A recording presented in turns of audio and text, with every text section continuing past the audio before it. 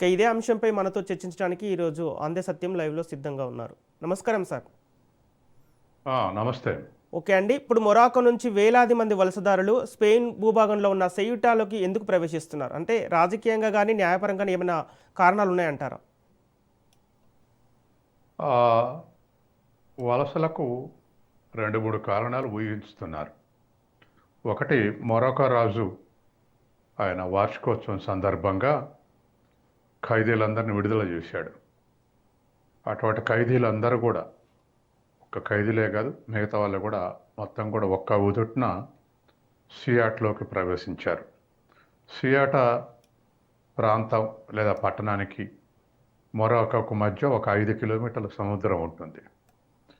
తర్వాత ఈ సియేటాకు స్పెయిన్కు మధ్య జలసంధి ఉంటుంది.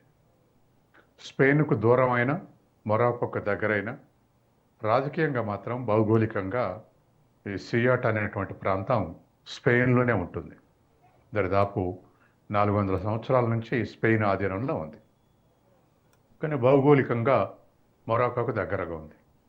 కాబట్టి సహజంగానే ఈ వలసదారులు జైలు నుంచి విడుదల కాగానే ఇది ఒక మంచి అవకాశం అని చెప్పేసి దేంట్లో జొరబడ్డారు అనేటువంటిది ఒకటి. రెండవది, కాదు అసలు కావాలనే మొరాకో అడ్మినిస్ట్రేటర్స్ తీసుకొచ్చి సముద్రం ఒడ్డును వదిలిపెట్టారు, ప్రోత్సహించారు వలసలకి స్పెయిన్లోకి అని చెప్పేసి రెండవది. తర్వాత మూడవది, అట్లా కాదు, స్పెయిన్ సుప్రీంకోర్టు ఒక తీర్పు ఇచ్చింది ఈ మధ్యకాలంలో.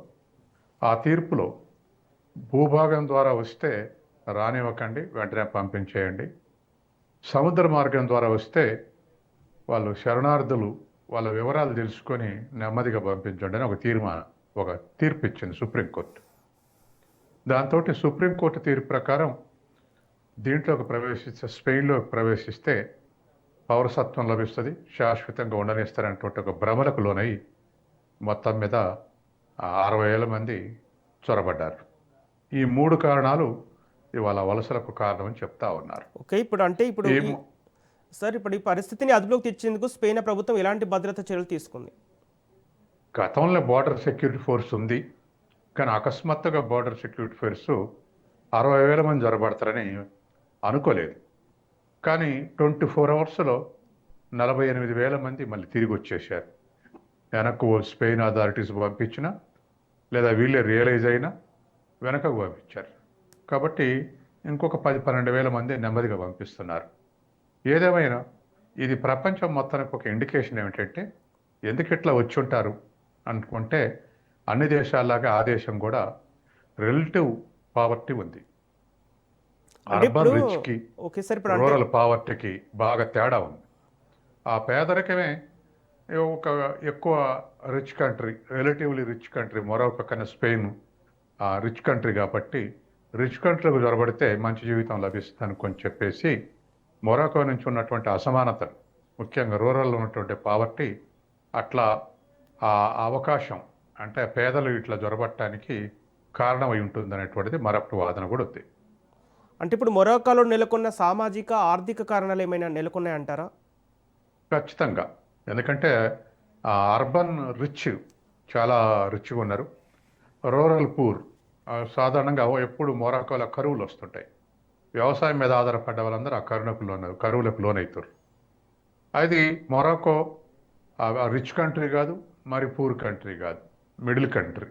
ఎందుకంటే మొరాకో ఎట్లుంది అని తెలుసుకోవాలంటే, మన ఇండియాలో మన per capital income $3,000, Morocco per capital income $5,000. అంటే ఇంకొంత డెవలప్ అయినటువంటి ప్రాంతం. ఏదేమైనా 99% ఆ దేశంలో ముస్లిం ఉన్నారు, అయినా సెక్యులర్ స్టేట్గానే పరిగణించబడతా ఉంది. కాబట్టి అటువంటి దేశం నుంచి రిలేటివ్గా సాపేక్షంగా రిచ్ అయినటువంటి స్పెయిన్లోకి జొరబట్టడానికి ఈ సామాజిక ఆర్థిక కారణాలు కూడా ఒకటిగా మనం భావించవచ్చు. తర్వాత స్పెయిన్లోకి వస్తే స్పెయిన్లో నుంచి మిగతా యూరోప్ మొత్తానికి అవకాశం దొరుకుతుంది అన్నటువంటి అత్యాశ కూడా ఈ వలసదారులకు ఉంది. దానివల్లనే వాళ్ళ స్పెయిన్లోకి జొరబట్టడానికి కారణమైంది. ఓకే, సత్యం గారు, ఇప్పుడు భౌగోళికంగా మొరాకోలో ఉంటూ రాజకీయంగా స్పెయిన్ ఆధీనంలో ఉన్న సెయూటా ప్రాంతం ఇప్పుడు ఐరోపా, ఆఫ్రికా దేశాల మధ్య కూడా దౌత్య సంబంధాలపై ఎలాంటి దీర్ఘకాలిక ప్రభావాన్ని చూపుతుందంటారు? సియాటా నగరం సుమారుగా ఒక 1,00,000 మంది ఉంటారు. ఆ నగరం వాస్తవానికి స్పెయిన్ ఆధీనంలో ఉన్న మొరాకోకు దగ్గర ఉంది, 5 కిలోమీటర్లు. సముద్రం వీధి రబ్బర్ పైపులు, రబ్బర్ టైర్లు ఇటువంటివి వేసుకుని 60,000 మంది సముద్రం వీధుతుంటే 67 మంది చనిపోయారు. ఈత లేక వివిధ కారణాలతోటి మునిగిపోయినటువంటి వాళ్ళు 67 మంది మునిగిపోయారు. మిగతా వాళ్ళు ఒడ్డుకి చేర్చుకున్నారు. అయితే దీంట్లో అప్పుడప్పుడు గతంలో కూడా ఒకేసారి 15,000 మంది జ్వరపడ్డారు. ఇప్పుడు మాత్రం బిగ్గెస్ట్ మూవ్ 60,000 మంది జ్వరపడ్డారు. దీనికి కారణం ఏమిటంటే స్పెయిన్లో జ్వరపడితే యూరోప్ మొత్తంలో అవకాశాలు దొరుకుతాయి, ఉపాధి దొరుకుతుంది అన్నటువంటి ఆశతోటే వాళ్ళు ఇటువంటి ప్రాంతంలో అంటే ఇప్పుడు స్పెయిన్ ప్రభుత్వం ఈ వలసదారులకు ఆశ్రయం ఇచ్చే అవకాశం ఉందంటారా సార్? లేదు, అబ్సల్యూట్గా లేదు.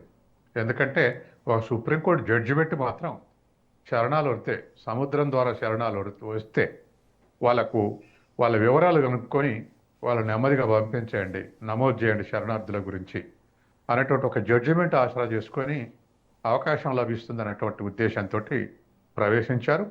దాదాపు 48,000 మంది వెనక్కు పోయాలన్నటువంటి రిపోర్ట్స్ కూడా ఉన్నాయి. కాబట్టి ఎటుబడి వాళ్ళు వెనక్కు పంపించే అవకాశాలు ఎక్కువ ఉన్నాయి మిగతా వాళ్ళని కూడా.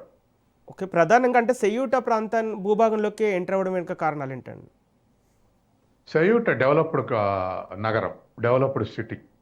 అది స్పెయిన్లో భాగం, అది యూరోప్లో భాగం. కాబట్టి రిలేటివ్గా మొరాకో అనేటువంటిది నార్త్ ఆఫ్రికా ఖండంలో భాగం. నార్త్ ఆఫ్రికాకు యూరోప్కు మధ్య ఉన్నటువంటి ఆ జలసంధి పేరే మనం జిబ్రాల్టర్ జలసంధి అంటున్నాం.